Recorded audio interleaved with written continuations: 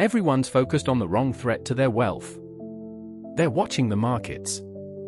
They're worried about taxes. They're updating their estate plans. And all of those things matter. But they are not the biggest reason family wealth disappears across generations. The greatest threat to generational wealth is often not external. It is internal. It is what happens when wealth transfers to people who were never prepared to carry it. Because money without understanding can disappear. Assets without stewardship can be lost. And wealth without the right values behind it rarely survives. The financial threats to wealth are real. But the human threats, entitlement, conflict, poor communication, and a lack of preparation, are the ones that quietly dismantle everything. And almost nobody is talking about them. Before we get into this, I want to be clear about my perspective. I'm not here claiming to be someone who has managed billion-dollar family offices or advised the world's wealthiest dynasties. What I am is someone who made a decision that changed the direction of my life. I will be the first millionaire in my family. And that decision led me down a path of trying to understand something that nobody in my immediate world could teach me. How do families who build significant wealth actually keep it? Not just for one generation. For multiple generations. What do they do differently? Not only financially, but psychologically, culturally, in the way they raise their children, in the way they make decisions together, in the systems they create to ensure their wealth has a future. I started the Wealth Decoder because I wanted to find those answers. And the more I researched this subject, the more one thing became clear. Building wealth and preserving wealth are two completely different challenges. And most people only prepare for the first one. There is a well-known phrase in the world of family wealth. Shirt sleeves to shirt sleeves in 3 generations. The idea is simple. The first generation builds the wealth. The second generation maintains it. The third generation loses it. Variations of this pattern appear across cultures around the world. And that tells us something important. This is not simply a financial problem. If wealth disappeared only because of markets, poor investments, or economic conditions, then better financial planning would solve the problem. But when families lose wealth, the causes are often much deeper. Communication breakdown. Unprepared heirs. A lack of shared purpose. A failure to transfer knowledge and values alongside assets. The money does not disappear because money is complicated. The money disappears because people are complicated. Here's where most wealth preservation conversations get it wrong. They focus almost entirely on protecting the assets. Market volatility. Inflation.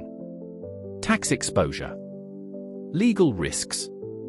Investment strategy. And yes, those things are important.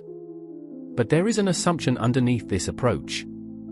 If you protect the money correctly, the wealth survives. But wealth is not just money. Wealth is capital in multiple forms. There is financial capital, the assets, investments, and businesses. There is human capital, the skills, capabilities, and education of the people who inherit responsibility. There is intellectual capital, the knowledge and experience accumulated over generations. And there is social capital, the relationships, reputation, and networks that support the family. And here's the critical point. A family can lose financial capital and rebuild it. History has shown that families can recover from financial setbacks. But when a family loses its human capital, the values, the knowledge, the stewardship mindset, and the ability to work together, the financial capital becomes much harder to preserve. Because wealth without wisdom is fragile. So what does genuine wealth preservation look like? It requires protecting 2 things. The assets and the people. On the financial side, the foundations are well understood. Diversification. Strong legal structures. Appropriate estate planning. Tax-efficient strategies. Professional advice. Regular reviews. These are the tools that protect the financial side of wealth. But the human side requires just as much intentionality. There are 4 areas that matter most. Number 1, succession clarity. Many families focus on what happens to the assets, but they don't spend enough time discussing responsibility. Who makes decisions? Who manages what? Who has authority? What happens when leadership changes? Unclear roles create uncertainty, and uncertainty creates conflict. Families who preserve wealth over generations don't wait until a crisis happens to have these conversations. They prepare before they are needed. Number 2, financial education across generations. This is not just teaching children how to budget or save. It is teaching them about the family's wealth, where it came from, how it was created, how it is structured, why certain decisions were made, and what responsibilities come with it. An heir who understands the story behind the wealth is far more likely to become a steward of it, because ownership without understanding can quickly become entitlement. Number 3, governance before crisis. Successful families create systems. They have ways of communicating. They have processes for making decisions. They create frameworks before disagreements appear. Because the worst time to build governance is during a conflict. The best time is when everyone is still aligned. Number 4. Shared values over shared assets. The strongest families are not united simply because they own assets together. They are united because they understand what those assets represent. Values create alignment. Alignment reduces conflict. And reduced conflict gives wealth a much greater chance of surviving. So here is something you can do today. Take a piece of paper and create 2 columns.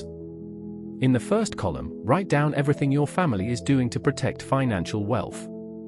Your advisors, your investments, your structures, your plans. Then, in the second column, write down everything your family is doing to prepare the people who will eventually be responsible for that wealth. The education, the conversations, the values, the decision-making process. For many families, that second column is almost empty. They track important relationships, advisors, meetings, decisions, and the information that allows the family to operate consistently over time. Because when wealth is intended to last generations, information becomes an asset too. That level of organization is one of the things that separates families who are building intentionally from families who are simply reacting. It is one of the reasons I created the Family Office Master Logbook, a practical record-keeping tool designed to help families document important information, decisions, and relationships that support stronger governance. If that is something you are building towards, you will find more information in the description. Subscribe to the Wealth Decoder. Every video, we are going deeper into the conversations wealthy families have that most people never hear. Because building wealth matters, but preserving it requires something more. The money matters. The people matter more. Let's build both.